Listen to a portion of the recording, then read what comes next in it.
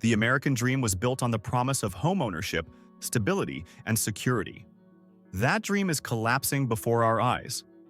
Over 771,000 people are now homeless, the highest figure in U.S. history. And millions of Americans live in RVs not out of choice, but because the housing market has locked them out. Rent consumes entire paychecks, mortgages demand $5,000 or more each month, and affordable homes have vanished. Families, seniors, and even six-figure earners are discovering that hard work no longer guarantees shelter. The American dream hasn't just slipped away. It's being rewritten as survival.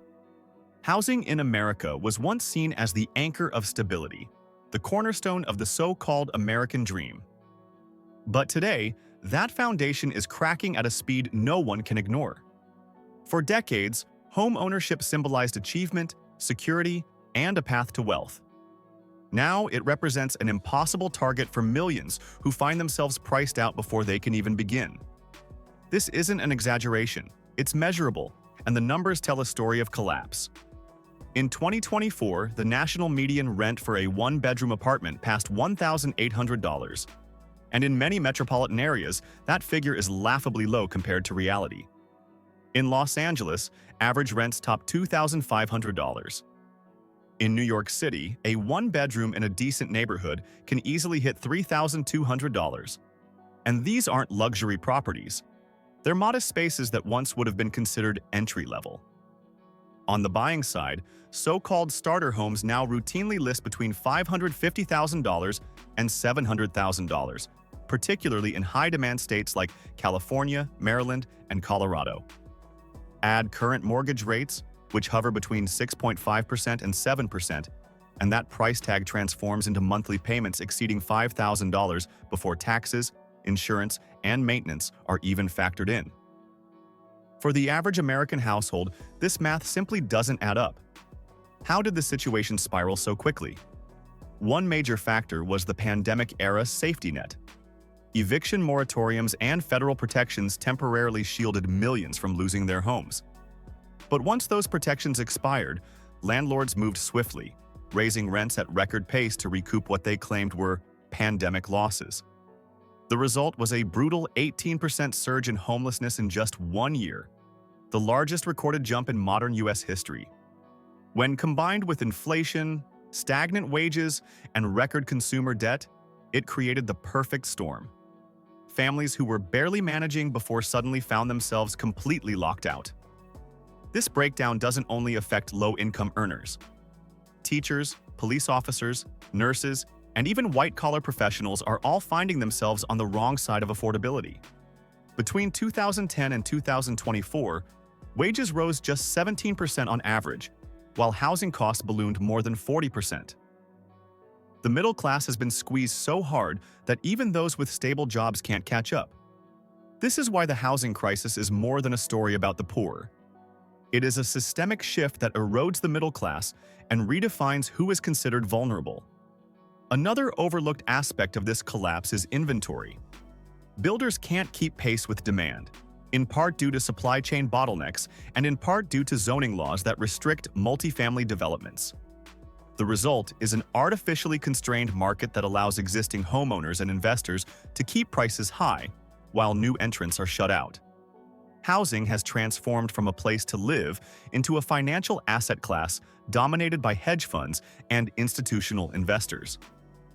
Tens of thousands of homes are now purchased not to house families, but to generate rental profits, stripping ordinary buyers of their chance to compete. All of these pressures feed into one undeniable reality.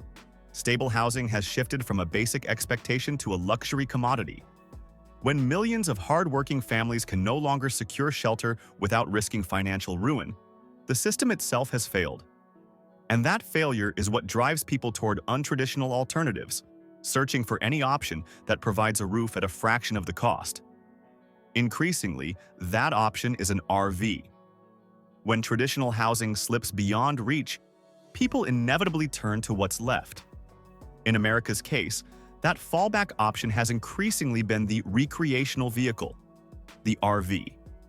What was once associated with retirees on vacation or families exploring national parks has morphed into a new form of permanent housing. And it's not because people want to live in them, but because for many, the math leaves no alternative. An RV represents something that feels possible in a world where home prices and rents no longer align with incomes. The comparison is stark. Renting an apartment averages $1,800 a month nationwide, often soaring far higher in urban markets.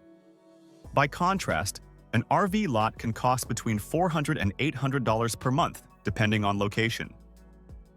For someone staring down a $5,000 mortgage or a landlord demanding half their paycheck for rent, the difference feels like salvation. Even the upfront cost of purchasing an RV, whether used or new, can be less daunting than a down payment on a conventional home. For many families, scraping together $15,000 to $40,000 for a used RV is more achievable than saving $80,000 to $100,000 just to get in the door of the housing market. But here's the brutal truth. RV life isn't the financial escape hatch it appears to be. The costs are lower on paper, yet the hidden expenses pile up quickly. Maintenance is relentless because RVs aren't built to endure the daily wear and tear of permanent living. Plumbing issues, electrical failures, roof leaks, and tire replacements can add thousands in unexpected bills. Mobility comes at a price too. Gasoline costs are rising, and moving from site to site drains already fragile budgets. Essentials like showers, laundry, and even cooking become ongoing expenses. Campgrounds often charge $5 per shower. Laundromats take quarters by the load, and limited storage forces many to eat out far more often than planned. What looked like a way to save money often becomes another cycle of financial strain.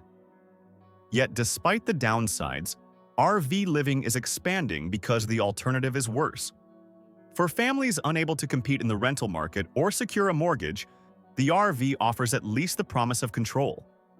It provides privacy compared to shelters, a roof compared to cars, and a sense of ownership compared to endlessly throwing money at landlords. In that way, RVs have become a symbol of compromise. Not the American dream, but the bare minimum version of it. This trend also reveals a deeper transformation in how Americans define home. Once tied to permanence, roots, and community, the concept is now being reshaped into something portable and fragile. The shift is unsettling. A vehicle designed for temporary leisure is being recast as long-term housing, not because of preference, but because of necessity. And when hundreds of thousands are forced into RVs for survival, it's no longer a fringe phenomenon. It's a signal of systemic collapse. The rise of RV living highlights more than individual struggles. It underscores the hollowing out of the middle class. Because when those who appear stable are turning to RVs to stay afloat, it's proof that the crisis extends beyond the poor. The fact that RVs are no longer just for retirees or road trippers reveals something deeper. The collapse of stability has reached into the heart of America's middle class. In the past, the middle class was considered the backbone of the nation, the group that could rely on steady jobs, predictable paychecks, and a reasonable chance at home ownership. But today, that backbone is cracking under the weight of rising costs and stagnant wages, pushing even comfortable earners toward desperate compromises. One of the most striking realities is how little wages have kept pace with housing. Between 2010 and 2024, average earnings increased by only 17%. During that same time, housing prices soared more than 40%, while rents jumped even faster in certain metropolitan regions. What this means in practice is that workers who might once have qualified for a mortgage now find themselves permanently stuck in the rental market, if they can even manage rent at all. Teachers, firefighters, nurses, and other professionals who represent stability in their communities are now increasingly priced out of owning homes in the very cities they serve. And this isn't just an urban issue. Suburbs and smaller towns, once considered affordable alternatives, have also seen prices balloon as investors and wealthier buyers moved in during the pandemic-era housing rush. Many middle-class families who fled expensive metro areas in search of relief discovered that they were simply chasing affordability further down the line, only for costs to rise wherever demand shifted. The ripple effect has spread nationwide, leaving fewer and fewer safe havens for working families. The situation is compounded by debt. Student loans, car payments, and credit card balances have eaten into middle-class budgets, reducing the cushion that once allowed for savings toward a down payment. Add inflation to the mix, groceries, healthcare, and utilities all climbing. And the modern middle-class family finds itself with little left over after essentials. For many, the dream of owning a home isn't just delayed, it feels permanently out of reach. This erosion of security has psychological consequences as well. Middle-class households were long told that hard work, higher education, and discipline would ensure stability. Yet today, even those who follow every rule often end up struggling. Families earning six-figure salaries are increasingly caught in this trap. On paper, they look successful, but in reality, their income is devoured by childcare, transportation, taxes, and inflated housing costs. For them, RV living can appear less like a downgrade and more like a rational financial decision. When paying $5,000 per month for a mortgage or $3,000 for rent is no longer feasible, downsizing into an RV seems like the only way to breathe financially. What this reveals is a shift in the very definition of the middle class. Instead of symbolizing stability, it now represents a group balancing on a knife's edge, one unexpected bill away from losing control. The squeeze doesn't just weaken individuals, it destabilizes the entire economy. A shrinking middle class means reduced consumer spending, declining local tax bases, and greater polarization between the wealthy few and the struggling many. And here is where the crisis becomes most visible: in the failures of policy and governance. The erosion of affordability isn't simply the result of personal misfortune. It is the product of a system that prioritizes markets and investors over families. The erosion of the middle class didn't happen by accident. It was the outcome of decades of policy decisions that slowly transformed housing from a human necessity into a commodity. The result? A system designed not to provide shelter for families, but to extract profit from them. And when housing becomes an investment tool rather than a basic right, ordinary people inevitably lose. To understand how the crisis reached today's breaking point, we need to look at both supply and policy. On the supply side, America faces a severe shortage of affordable housing. For every 100 extremely low-income families, there are only 35 affordable rental units available. That gap is not small, it's a chasm. It guarantees that millions will be left scrambling for too few homes, fueling competition that drives rents ever higher. Builders, meanwhile, are incentivized to chase profit. Luxury developments and high-end rentals generate better margins, so affordable units rarely get built at scale. Add zoning restrictions, neighborhood opposition, and lengthy approval processes, and the construction pipeline becomes clogged. Even when homes are built, they're often priced far beyond what average families can afford. Policy choices made the situation worse. In recent decades, federal housing programs that once built large stocks of affordable units have been gutted. Direct federal investment in housing peaked in the mid-20th century, but has steadily declined since the 1980s. Today, subsidies for low-income renters exist, but they're dramatically underfunded. Housing vouchers are intended to close the gap between what families can pay and what landlords demand, yet in practice they're often useless. Landlords can refuse to accept them, and many do, making the voucher little more than a piece of paper. In effect, the government promises support without ensuring that support works. Instead of addressing root causes, cities often pour billions into enforcement. Take Los Angeles, San Francisco, or New York. Budgets allocate upward of $2 billion annually on policing, sweeps of encampments, and emergency response. By contrast, only tens of millions, a fraction, go into prevention programs that could actually keep families in homes. The message is clear: it's easier to criminalize homelessness than to prevent it. But enforcement doesn't solve anything.